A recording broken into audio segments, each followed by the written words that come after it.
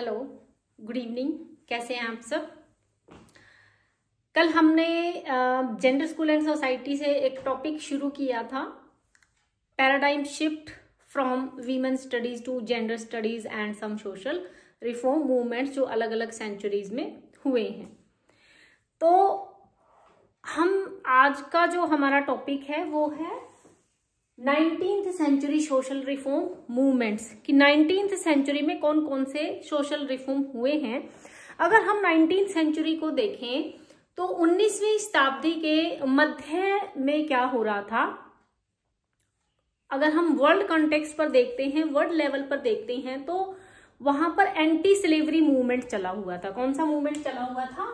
Anti slavery.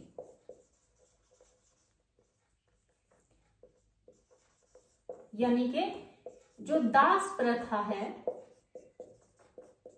19th century में वैश्विक स्तर पर दास प्रथा के विरुद्ध कैंपेन चला हुआ था। दास प्रथा क्या है? आपको पता है कि पुराने समय में लोगों को खरीदा और बेचा जाता था, तो जो लोग खरीदते थे और जो बिकता था वो उसका गुलाम बन जाता था। उसको उसके कहे अनुसार सारे कार्य करने पड़ते थे और बदले में सिर्फ खाना और कपड़ा मिलता था, इसके अलावा और कुछ भी नहीं मिलता था। और दासों की जिंदगी जो है वो बहुत ही अमानवीय थी। दासों की मंडियां हुआ करती थी, बोलियां लगा करती थी लोगों की, और जहाजों में भर भर कर, जैसे पशुओं को भर कर भेजा जाता है ऐसे भर भर कर भेजा जाता था। बहुत दयनीय स्थिति हुआ करती थी दासों की। तो 19वीं शताब्दी के मध्य में इस दास प्रथा के विरुद्ध कैंपेन चल रहे थे। तो 1840 में के आसपास जो वर्ल्ड लंदन के अंदर जो है एक कैंपेन हुआ था, एंटी स्लेवरी कैंपेन। उसके अंदर कुछ महिलाओं ने भी भाग लिया था, जिनमें से एक जो महिला है that was the Elizabeth Cady. कौन थी? Elizabeth Cady. उन्होंने 1840 के अंदर लंदन में जो एंटी स्लेवरी कन्वेंशन हुआ था उसमें बढ़ चढ़कर भाग लिया। कहा जाता है कि ये जो एंटी स्लेवरी मूवमेंट था ये एक लैंडमार्क साबित हुआ, जहां से महिलाओं ने अपने आप को दासों से कंपेयर करके देखना शुरू किया। इस एंटी स्लेवरी कैंपेन के बाद बहुत सारे ऐसे कैंपेन हुए हैं जो कि सेंटन भी कहती हैं। वो कहती हैं कि ये जो एंटी स्लेवरी मूवमेंट था इसकी वजह से ऐसे बहुत सारे जो हैं वो मूवमेंट हुए हैं, यानी कि ऐसे आंदोलन चलाए गए हैं जिन्हें कि वर्ल्ड ने पहले नहीं देखा था, और पहले कभी इस तरह के आंदोलन हुआ नहीं करते थे। 19वीं शताब्दी के मध्य में ही महिलाओं ने जो पैट्रियार्की को, पुरुष सत्ता को जो बिना देखे, बिना सोचे और समझे स्वीकार किया हुआ था, उसके ऊपर क्वेश्चन मार्क लगाने शुरू किए। उन्होंने अनक्वेश्चनेबली पैट्रियार्की को, तो कब हुआ? मिड। और ये कहां पर हो रहा है? वर्ल्ड लेवल पर। वर्ल्ड लेवल पर हो रहा है। तो मिड 19th सेंचुरी के अंदर patriarchy,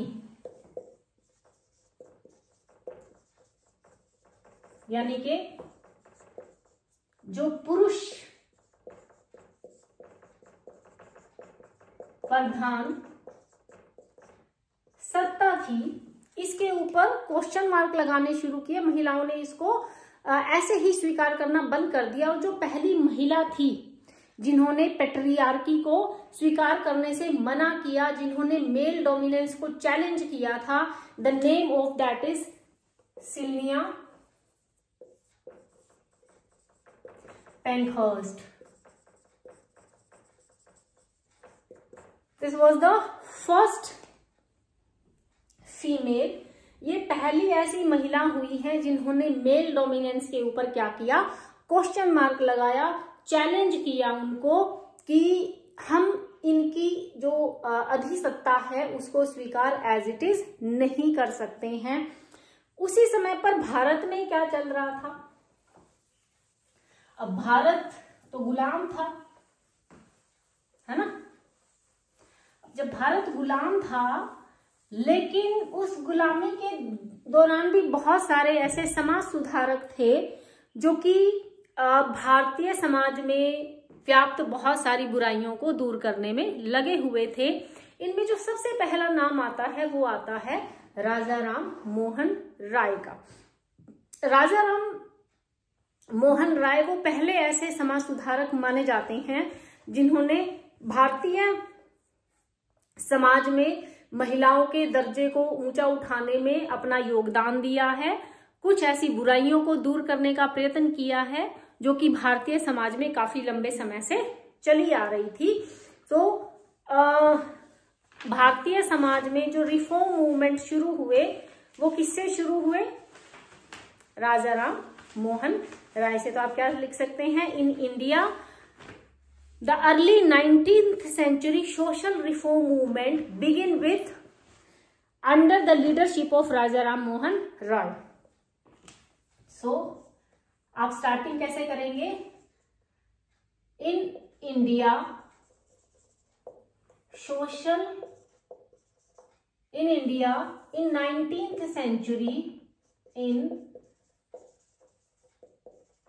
19th century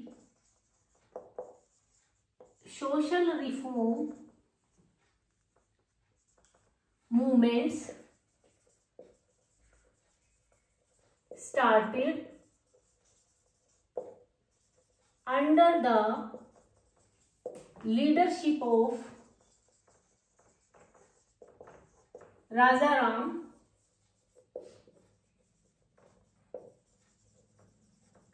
Mohan Roy. इतना लिखना है आपने, शुरुआत करनी है। शुरुआत जो मैंने थोड़ा सा आपको बताया है, वर्ल्ड लेवल पर क्या चल रहा था कि 19वीं शताब्दी का जो मध्य था, वैश्विक स्तर पर दासों के खिलाफ आंदोलन चल रहा था जिसमें कुछ महिलाओं ने बढ़ चढ़कर भाग लिया। तो वो आंदोलन के माध्यम से महिलाओं ने अपनी परिस्थिति को देखना शुरू किया। वहीं से महिलाओं ने पुरुष प्रधान सत्ता के ऊपर सवाल उठाने शुरू किए। यही वो समय था जहां पर भारतीय समाज में भी महिलाओं के उत्थान के लिए बहुत सारे आंदोलन चलाने शुरू हुए और उन आंदोलनों को चलाने में जो सबसे पहला योगदान था वो राजा राम मोहन राय का था। ये आपने लिखना है जो मैंने अभी आपको बताया है। आप इसको म्यूट करके या जैसे भी आप स्पीड करके इसको राइट डाउन कर सकते हैं। तो क्या क्या रिफॉर्म्स हुए हैं? सबसे पहला रिफॉर्म, क्योंकि मैंने आपको बताया है कि राजा राम मोहन राय ने किया था। राजा राम मोहन राय वो पहले व्यक्ति थे जिन्होंने महिलाओं की स्थिति में सुधार लाने का सर्वप्रथम प्रयास किया था। तो 19th सेंचुरी सोशल रिफॉर्म्स सबसे पहला जो था, सबसे पहला जो हुआ था वो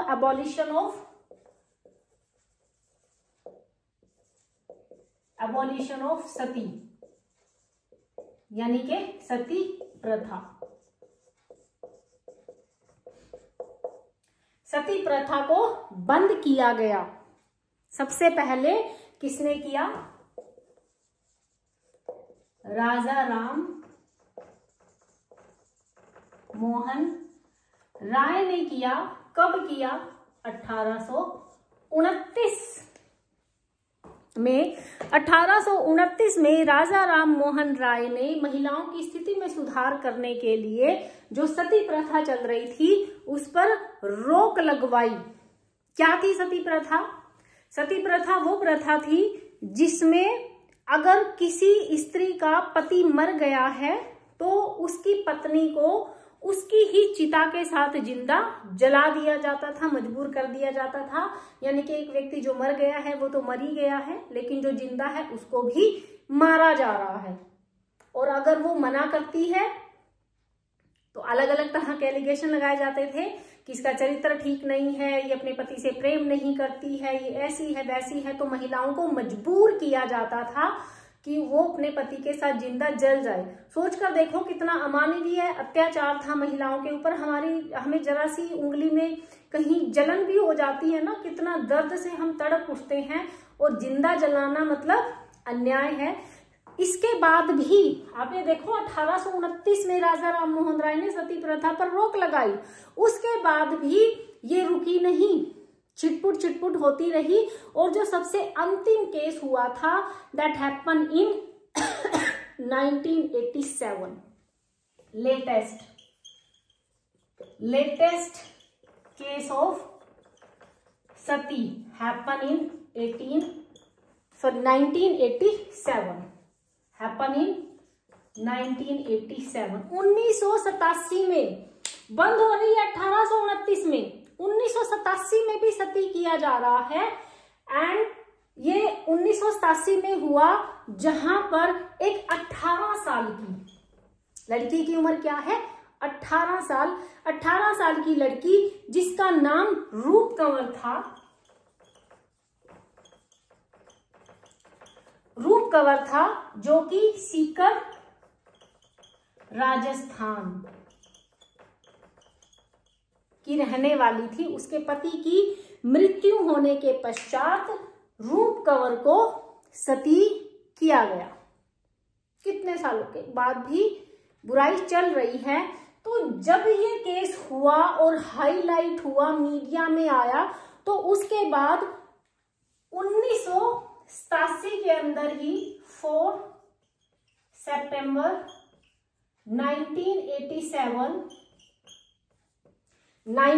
4 सितंबर 1987 को क्या हुआ कि एक कमीशन बनाया गया और उस कमीशन ने कमीशन ऑफ प्रिवेंशन ऑफ 1987 में कमीशन ऑफ सती एक्ट, तो यहां पर मैं लिख दे रही हूं,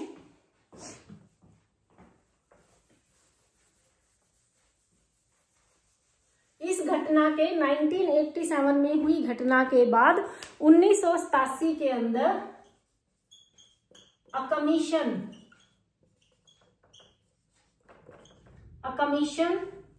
प्रिवेंशन, रोकने के लिए, क्योंकि कानून तो पहले बना दिया ना, रोकथाम के लिए एक एक्ट बनाया गया, प्रिवेंशन सती एक्ट बनाया गया, जिसमें क्या कहा गया, was enacted to prohibit the act was enacted to prohibit the glorification, to prohibit the glorification of sati, to prohibit the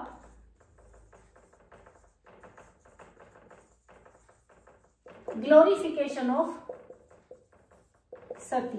मतलब क्या है, उस घटना के बाद जो लेटेस्ट घटना घटी सितंबर 1987, जो 1987 में घटी, जहां पर रूप कंवर को सीकर राजस्थान में उसके पति की मृत्यु के बाद सती कर दिया गया था, तो वहां क्या हुआ, रूप कंवर का बड़ा सा पुतला बनाया गया, एक स्टैचू बनाया गया, एक स्मारक बनाया गया। स्मारक हम किसका बनाते हैं, इसने बहुत बड़ा काम किया हो, बहुत अचीव किया हो, पर that was nothing like that. इसका मतलब अगर हम ऐसे कर रहे हैं तो मतलब हम बुराई को बढ़ावा दे रहे हैं, ग्लोरीफाई कर रहे हैं, यानी कि उसको हम बहुत अच्छा काम बता रहे हैं, बढ़ा चढ़ाकर बता रहे हैं। तो 1987 के अंदर प्रिवेंशन ऑफ सती एक्ट जो है वो लागू किया गया, ताकि जो सती को ग्लोरीफाई किया गया को कोई ग्लोरीफाई ना करे, चाहे उसमें उसकी सहमति हो तो सती होने में, चाहे ना हो, सती होना ही नहीं है। और अगर कोई एक्ट किया है तो उसको मीडिया में बढ़ा चढ़ाकर प्रस्तुत नहीं करना है, उसकी प्रशंसा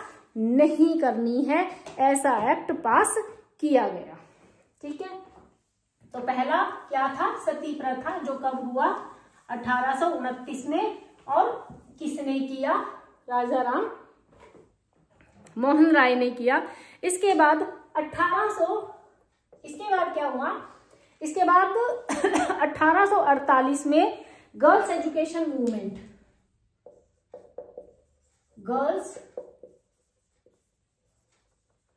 education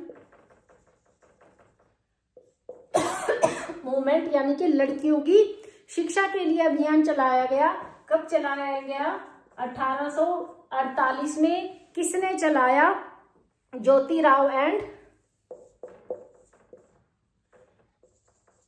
Jyoti Rao and Savitribai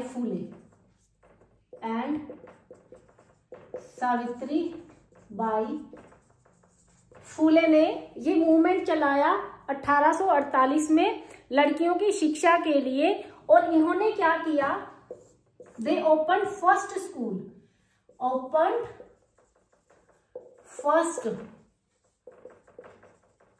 school, लड़कियों के लिए पहला स्कूल खोला, first school for girls in Pune. आंदोलन तो तभी कामयाब होगा ना जब उसका कुछ रिजल्ट आएगा। तो पहला ये हुआ। दूसरा क्या हुआ, लड़कियों की शिक्षा के लिए अभियान चलाया 1848 में ज्योतिराव एंड सावित्रीबाई फूले ने ये चलाया था। और इन्होंने पहला स्कूल लड़कियों के लिए, अगर कोई क्वेश्चन पूछे लड़कियों के पहला स्कूल कब खोला गया, तो 1848 में पुणे में खोला। किसने खोला, ज्योतिराव एंड सावित्रीबाई फूले ने खोला था। ठीक है। उसके बाद है window remarriage act. Window remarriage act, विधवा पुनर्विवाह अधिनियम। ये कब हुआ, 1856 में। विधवा पुनर्विवाह अधिनियम 1856 में हुआ। और किसने सबसे ज्यादा योगदान दिया था, ईश्वर चंद्र विद्यासागर ने। किसने योगदान दिया, ईश्वर चंद्र विद्यासागर ने विधवा पुनर्विवाह अधिनियम को पास कराने में सबसे महत्वपूर्ण योगदान अपना दिया था। देखो, विधवा पुनर्विवाह, अगर हम पुराने समय में देखें तो भारतीय समाज में महिलाओं की स्थिति काफी दयनीय थी। ऊपर से अगर कोई महिला विधवा हो गई है तो और ज्यादा बुरा हाल था। कोई दोबारा से जीवन यापन शुरू करने का, दोबारा से जीवन शुरू करने का किसी तरह का कोई प्रावधान नहीं था। अब उसमें बहुत सारी चीजें हुआ करती थी। बाल विवाह चला करते थे ना पहले। तो क्या होता था कि भाई 4 साल की लड़की की शादी हो गई, 6 साल की लड़की की शादी हो गई, 8 साल की लड़की की शादी हो गई, और शादियां हो जाती थी लेकिन भेजा नहीं करते थे ससुराल में। थोड़ा बड़ा होने के बाद भेजा करते थे। पर कई बार क्या होता था, खुदा ना खास्ता 4 साल की लड़की की शादी कर दी, जब तक वह बेचारी 7-8 साल की हुई पति स्वर्गवासी हो गया। अब उस बेचारी को पता ही नहीं है भाई तेरी शादी भी हुई थी, कोई पति भी होता है, कोई ससुराल भी होता है, और वो बेचारी विधवा हो गई, बगैर ससुराल गए। अब उसे सारी सुख सुविधाओं से वंचित कर दी। छोटी सी बच्ची है, अभी तो बेचारी ने जीवन शुरू भी नहीं किया था ढंग से। छोटी सी बच्ची है और विधवा का तमगा लगा दिया गया, सारी सुख सुविधाओं से वंचित कर दिया गया। हम फिल्मों में देखते हैं, पुरानी फिल्मों में जो आता था, रूखी सूखी रोटी दी जाती थी, मुंडन कर दिया जाता था, क्योंकि बालों को श्रृंगार समझा जाता है। यानी कि जो पीड़ित है उसी के ऊपर अत्याचार हो रहा है। बालों का मुंडन करने के पीछे क्या फिलॉसफी, बाल मुंडवा दो, सुंदर नहीं दिखेंगी तो किसी पुरुष का ध्यान इसकी तरफ नहीं जाएगा। उसमें उसका क्या कसूर है, कसूर उस पुरुष का है जिसकी आंखें उसे देख रही हैं और गलत नजरों से देख रही हैं।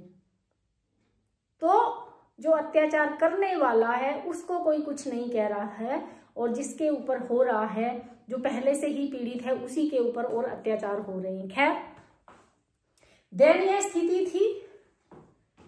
तो अंग्रेज उस समय थे हमारे यहाँ पर। हम अंग्रेजों को कोसते बहुत हैं, फिर सारा तो बुरा नहीं किया उन्होंने, कुछ अच्छे काम भी वो कर गए हैं जिन्हें हमें मानना चाहिए।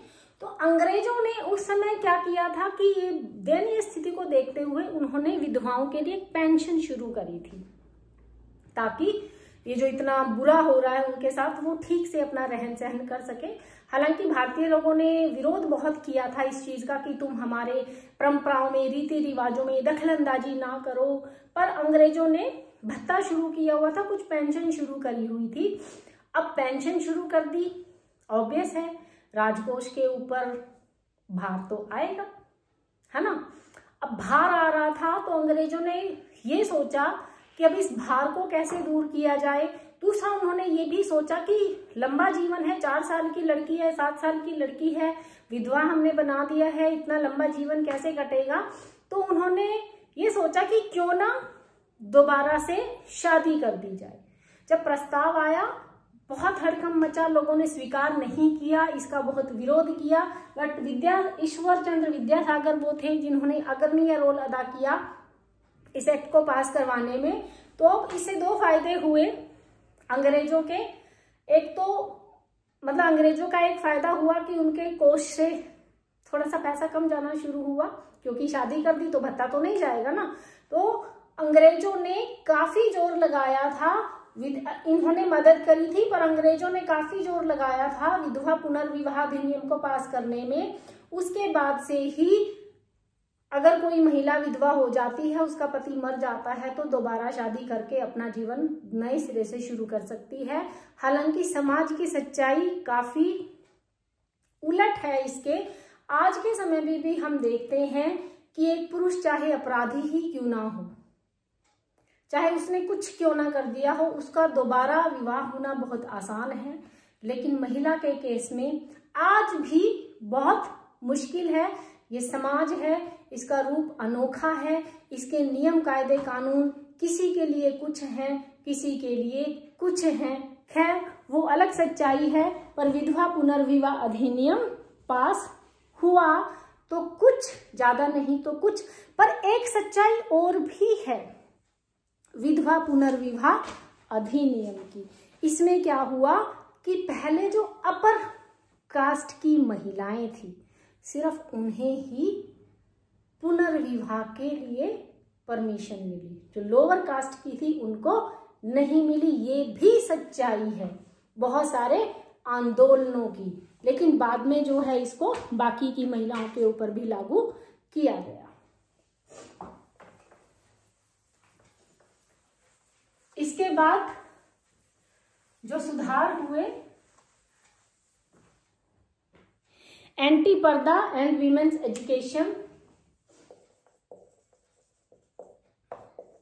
एंटी पर्दा एंड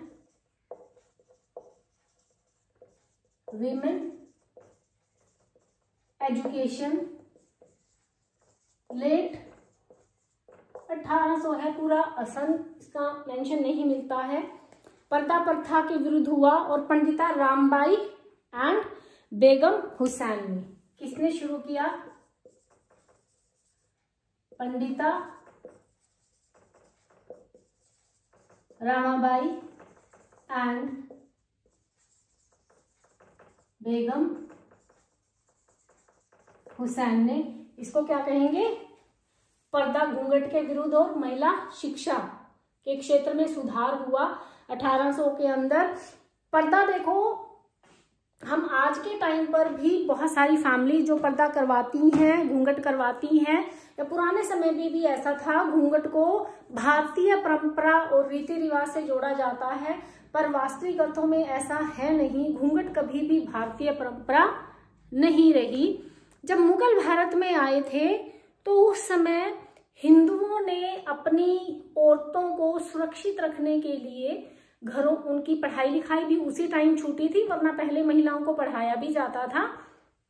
तो मुगल जब भारत में आए तो हिंदुओं ने अपनी महिलाओं को सुरक्षित रखने के लिए उन्हें पर्दे में रखना शुरू किया और घर से बाहर भेजना बंद कर दिया। उस समय अगर हम देखें तो जो पर्दा करवाना शुरू किया था वो बाहर के लोगों से था। बाद में आज के टाइम पे भी जो परिवार या जहां पर घूंघट चलता है वो घूंघट अपने ही परिवार के लोगों से हो रहा है, और हम उसे नाम दे रहे हैं कि अगर उक्त महिला घूंघट करती है तो वो अपने बड़ों का सम्मान करती है, और अगर वो नहीं करती तो वो उनका अपमान कर रही है। घूंघट का मान और सम्मान से कोई लेना देना है ही नहीं। अगर हम इस कॉन्टेक्स्ट में देखें तो कहाँ लेना देना है। आज हम घर के लोगों से तो घूंघट कर रहे हैं और बाहर के लोगों से घूंघट नहीं कर रहे हैं, वहां खुलेआम घूम रहे हैं, जबकि पुराने समय में लोगों ने घूंघट शुरू इसलिए किया था कि बाहर के लोगों से अपनी महिलाओं को सुरक्षित कर सकें। आज हम घर के ही लोगों से कर रहे हैं, तो इसका मतलब आप समझ सकते हैं कि क्या हो सकता है ना। आप समझदार हैं, समझदार को इशारा ही काफी होता है। रिफॉर्म इन मैरिजेज, नेक्स्ट जो रिफॉर्म हुआ, the major one, reform in marriage. देखो, बाल विवाह अधिनियम तो बहुत बाद में आया है, उससे पहले भी छिटपुट सुधार जो हुए हैं वो हुए हैं। ये हुआ 1891 में, रिफॉर्म इन मैरिजेज यानी के विवाह की आयु में सुधार हुआ 1891 में। ये जो एज ऑफ कंसेंट थी, इसमें क्या हुआ 1891 में, जो एज ऑफ कंसेंट यानी कि जो सहमति की उम्र थी, जिसमें सब सहमति हो रहे हैं, वो क्या थी, इसमें क्या किया गया, age of consent was raised from 10 to 12 years।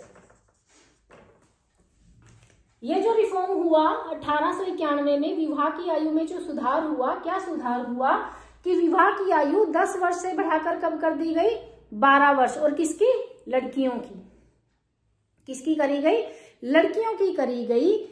ये था ये ऐसा पहला एक्ट था जो महिलाओं को सुरक्षित रखने के लिए किया गया था। It was the first legal attempt, आप इसको कैसे लिखेंगे, it was the first legal attempt to protect young girls. It was first legal attempt, पहला कानूनी प्रयास था यंग लड़कियों को सुरक्षित रखने के लिए, to protect young girls, to protect, it was first legal attempt to protect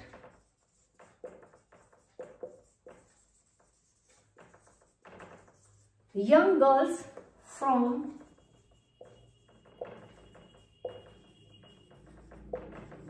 child marriage and sexual exploitation।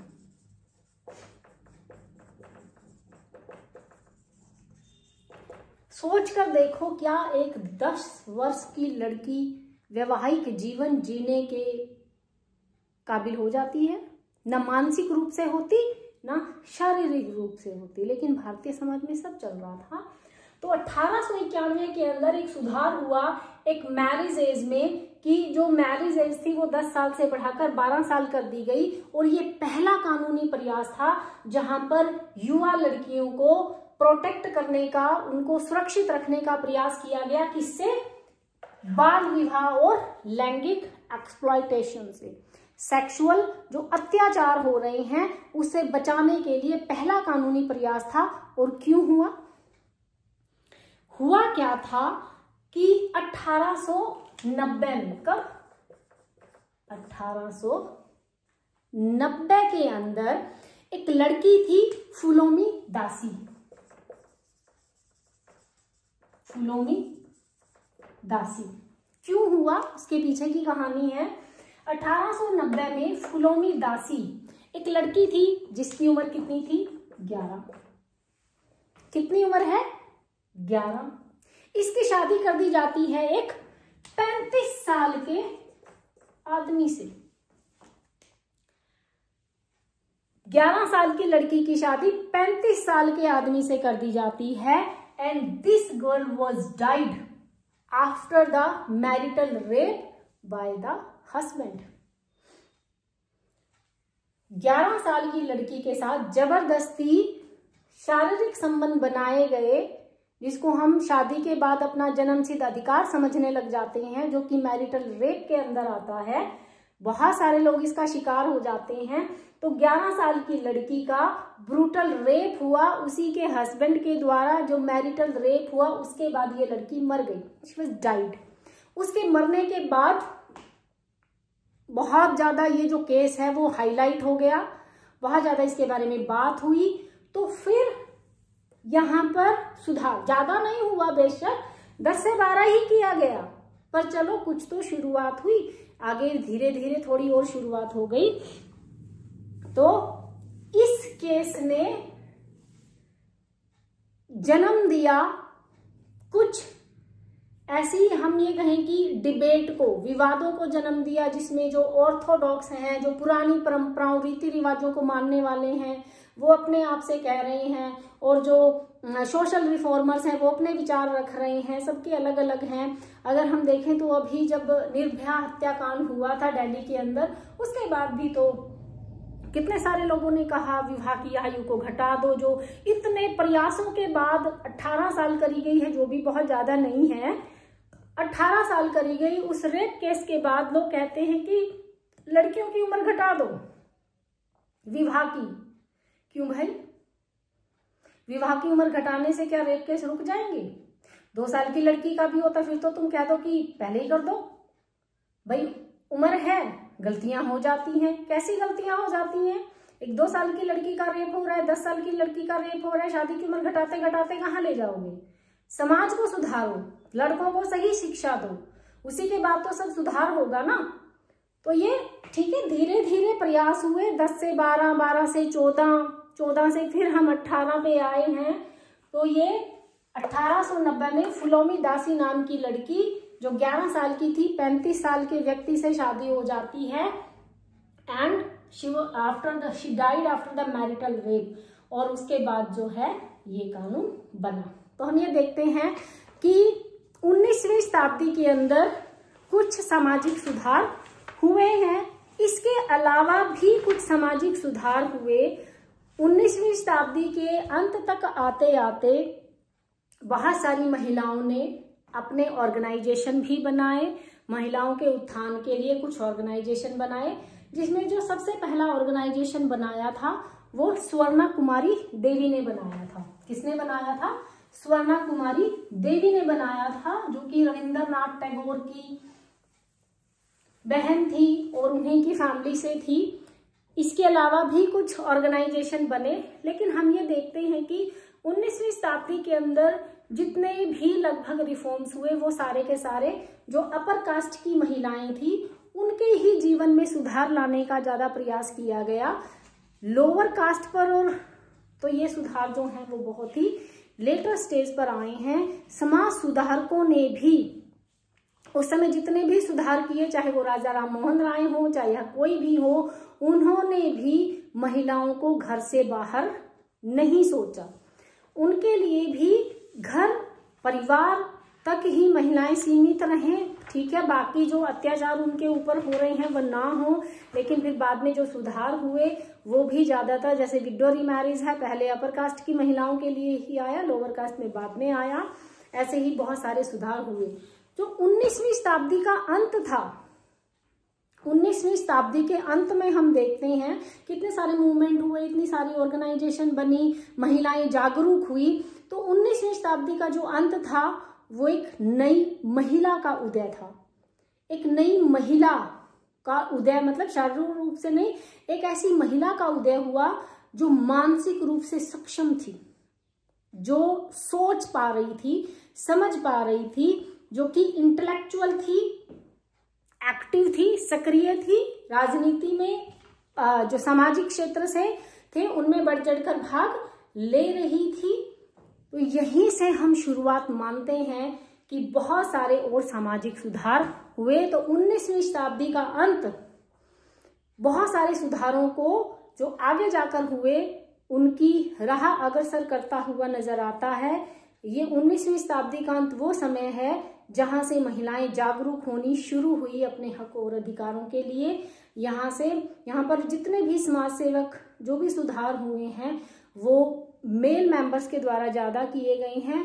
आगे जाकर महिलाओं ने भी सुधारों में बहुत सारा योगदान दिया है। ठीक है, आई होप आपको समझ में आ गया होगा। ना आए कोई भी कंफ्यूजन हो, आप same you can just do a message to me. Okay, thank you.